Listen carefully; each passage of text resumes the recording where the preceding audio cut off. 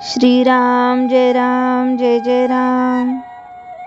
सत्पुरुष व त्यांचा अनुग्रह। सत्पुरुषाचा अनुग्रह झाला म्हणजे त्या व्यक्तीच्या प्रापंचिक आणि पारमार्थिक बाबतीत त्या सत्पुरुषाचीच सत्ता असते। सरकारच्या हातात सर्व सत्ता असते आणि राज्ययंत्र सुरळीत चालण्याकरता एकेका खात्याकडे एक एक कामगिरी सोपवलेली असते। कायद्याला धरून जोपर्यंत ते खाते आपले काम करीत असते तोपर्यंत सरकार त्यात ढवळाढवळ करीत नाही। फक्त क्वचित प्रसंगी आणि विशेष कारणांमुळेच हस्तक्षेप करून सरकार आपल्या सत्तेचा उपयोग करते आणि इच्छेप्रमाणे गोष्टी घडवून आणते। तोच नियम इथेही लागू आहे। प्रापंचिक बाबतीत प्रारब्ध हे एक खाते आहे, त्याचा संबंध देहापुरताच असतो। प्रत्येकाच्या प्रारब्धानुसार त्याला बऱ्या वाईट गोष्टी भोगाव्या लागतात। सत्पुरुष होता होईल तो त्यात ढवळाढवळ करीत नाही। फक्त व्यक्तीच्या कल्याणाकरताच जरूर असेल तर सत्पुरुष त्यात ढवळाढवळ करील, पण परमार्थाच्या बाबतीत त्याची सर्व सत्ता असते। आपण मात्र त्याने सांगितलेल्या साधनात राहून त्याला त्याची कामगिरी करण्यात अडथळा न येईल असे वागणे जरूर आहे।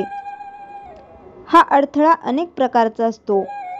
एक म्हणजे त्याने सांगितलेल्या साधनांबद्दल शंका घेणे, दुसऱ्याला अमुक एक दिवसात साधेल म्हणून अजून का साधत नाही असा विचार मनात येणे, आणि तिसरे सांगितलेल्या साधनापेक्षा काही अधिक किंवा कमी करण्याचा प्रयत्न करणे।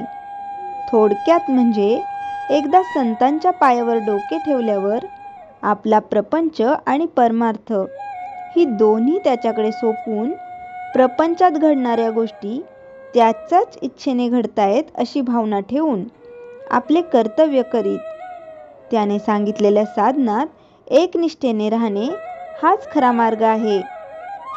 संतांच्या देहाकडे पाहण्याचे कारण नाही, त्याचा देह आमचे काम करीतच नाही, तो परमात्म स्वरूप आहे ही जी आपली भावना ती आपले काम करते।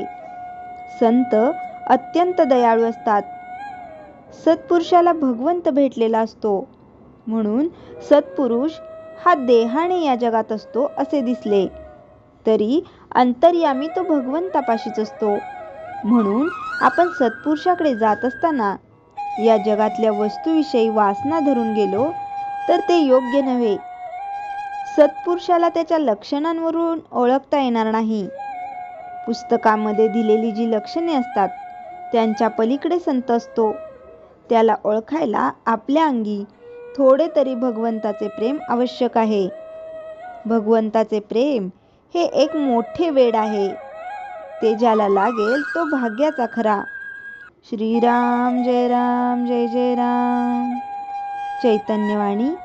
भगवंताच्या दास्यात जे प्रेम आहे ते जगाच्या मालकीत नाही। श्रीराम जय राम जय जय राम। जयाच्या जनी जन्मनामार्थ झाला, जयाने सदा वासनामात केला, जयाच्या मुखी सर्वदा नाम कीर्ती, नमस्कार त्या ब्रह्मचैतन्य मूर्ती। श्रीराम जय राम जय जय राम।